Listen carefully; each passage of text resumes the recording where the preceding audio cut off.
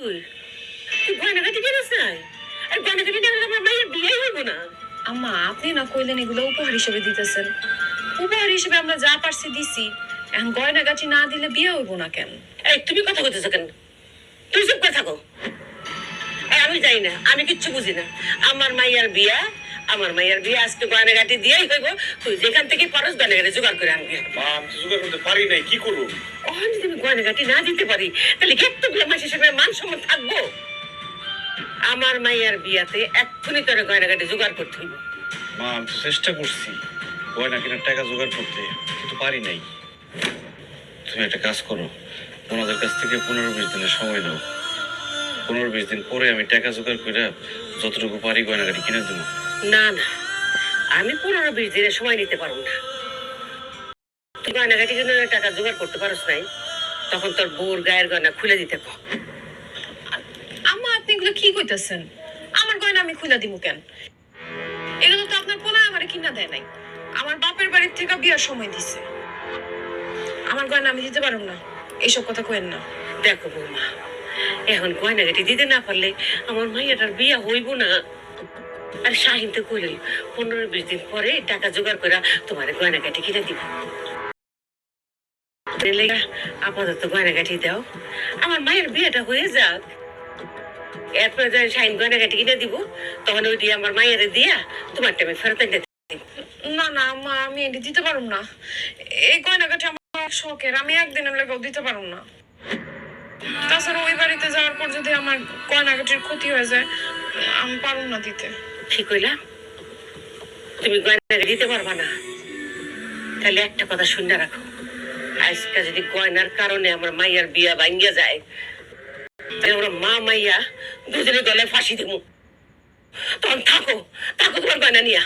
মা, তোর আল্লাহ লাগে এইসব কথা কেউ না।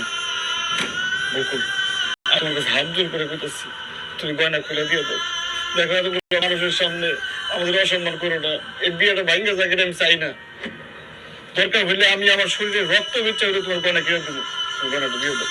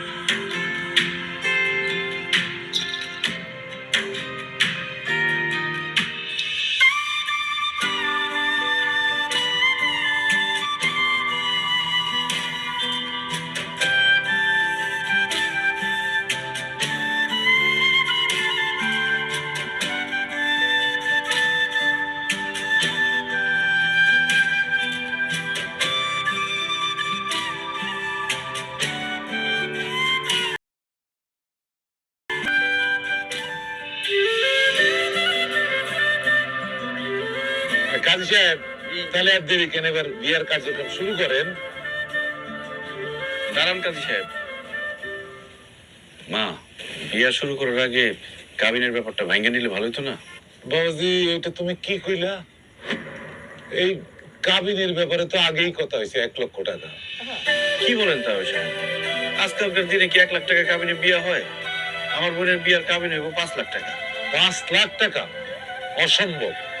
1 লাখ টাকার বেশি 1 পয়সা কাবিন হইব না। আমিও আমার বোনের 5 লাখ টাকা কাবিন ছাড়া বিয়া দেবো না। রমজান, এখানে ছেলে বিয়ে করায় আমি বৌমা নিতে আসছি। আমি কিন্তু টাকা দিয়ে বউ কিনতে আসি নাই। বিয়ান, জি বলেন। আপনার পোলা কইতাছে যে 5 লাখ টাকা কাবিন না দিলে বোনরে বিয়া দিব না। তা আমিও আপনারে কইতাছি যে 5 লাখ টাকা যদি কাবিন দিতে হয়, এখানে বিয়া করাম। বিয়ান বিয়ান, মাথা গরম করেন না। শোনেন, আচ্ছা কাবিনে কি আমার মায়ের ভাত খাইবো? ভাত খাইবো তো জামাই। 1 লাখ না 5 লাখ কিছু আসে যায় না। আচ্ছা, ওরা দুজনকে পছন্দ করে বিয়ে করতেছে, তুই কাবিনের কথা বলতেছিস কেন? তোর বিয়ের কাবিন কত হয়েছে সেটা আমি জানি, কইছে তোমারে? আচ্ছা চুপ থাক, আমার মায়ের বিয়ের মধ্যে কত দিলাম না দিল এটা নিয়ে মাথা কামাইস না। তা ঠিক আছে বিয়ান সাহেব, আপনি ওই কাজী সাহেবের কোন বিয়ের কার্যক্রম শুরু করতে 1 লাখ টাকায় সই। আলহামদুলিল্লাহ। যেখানে তোমার কথার কোনো মূল্য নাই সেইখানে কথা কইতে যাও কেন? তোমার আম্মা কথা কইতেছে, তারই কথা কইতে দাও।